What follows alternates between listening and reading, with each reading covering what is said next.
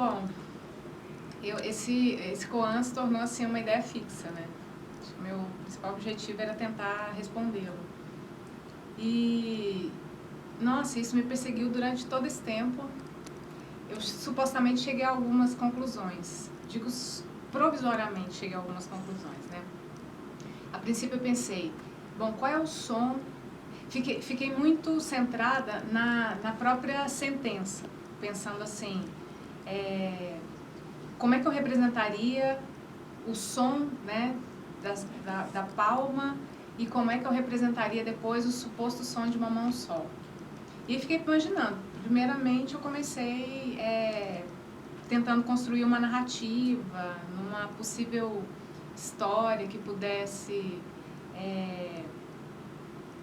descrever esse processo que seria do som que a gente consegue emitir com duas mãos de que som seria esse que a gente consegue fazer com uma mão só. Então pensei assim, que duas mãos tem a ver com, sei lá, com relacionamento, com proximidade, com cooperação, com qualquer coisa que a gente faça com duas mãos. E de repente eu comecei a pensar que eu estava preocupada demais com as duas mãos, mas a pergunta não era essa, né? A pergunta era qual é o som que a gente tem com uma mão só. E aí eu só conseguia pensar em imagem. Desde o princípio eu só conseguia pensar em imagens e aí isso estava me causando um problema porque só muito depois, muito recentemente, agora, há uma semana mais ou menos que isso, eu cheguei à conclusão que falei, peraí, mas meu Koan não está falando de imagem, ele está perguntando qual é o som. E eu não tinha em nenhum momento pensado em qual é o som de uma mão só. Eu só pensava em como representar isso imageticamente. E aí, nesse processo, bom, primeiro que logo que eu peguei meu Koan, eu perdi meu Koan. E aí eu não tinha realmente muita certeza de se era esse. Isso me gerou uma certa angústia, porque eu li com muita rapidez, porque o Matheus estava filmando e aí eu fiquei com receio dele filmar o que estava escrito, então logo eu guardei e perdi. Então eu não sabia exatamente se era esse. Mas depois eu constatei que era esse mesmo.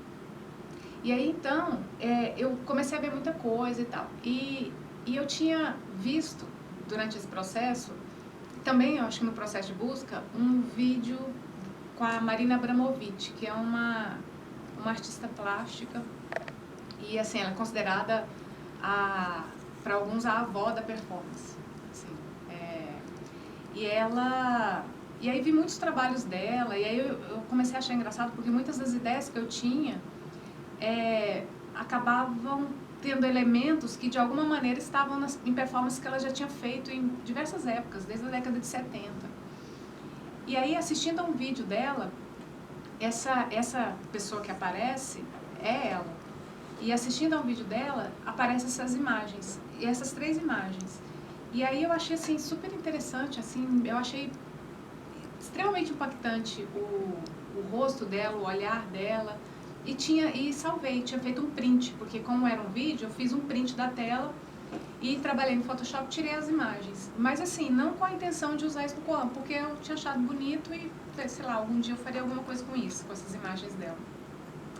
Aí depois, no processo, eu vendo alguns vídeos dela, a última performance que ela fez no MoMA, em Nova York, ela tá sentada, e essa performance ela já fez há muitos anos atrás, na década de 70, se não me engano, e agora ela, passado, né, muitos anos, teve uma retrospectiva no MoMA e ela refez essa performance, agora não mais com a presença do parceiro dela, parceiro artístico e parceiro, companheiro, marido, como antigamente, mas ela sozinha, em que ela está sentada numa mesa e tem uma cadeira vazia, e as pessoas que estão lá no museu podem se sentar, assim, quem quiser sentar, quanto tempo quiserem ficar sentados, e sentam e ficam olhando para ela.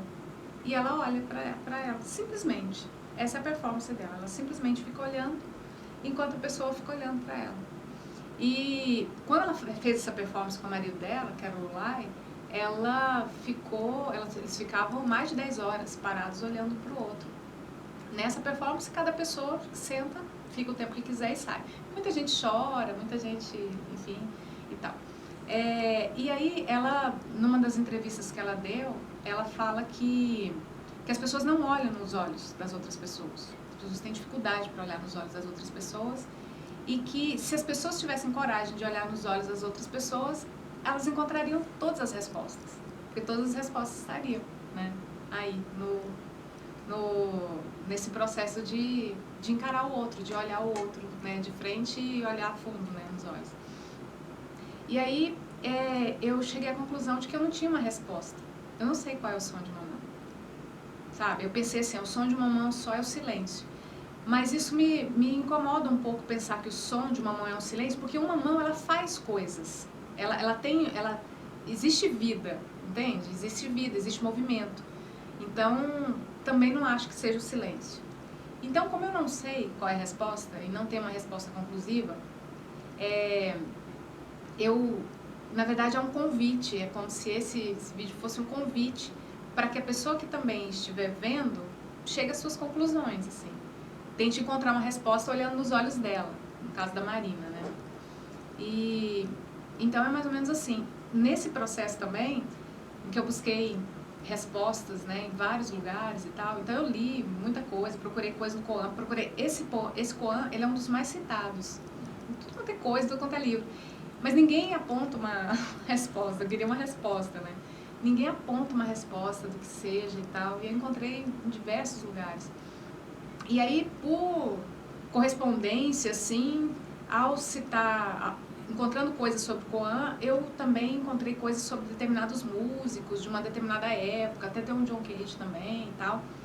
E aí eu vinha conhecer e também lendo sobre trabalho work in progress, né? Ou seja, essa coisa que não é conclusiva, mas que tem a ver com o processo, né? Que a gente está experimentando.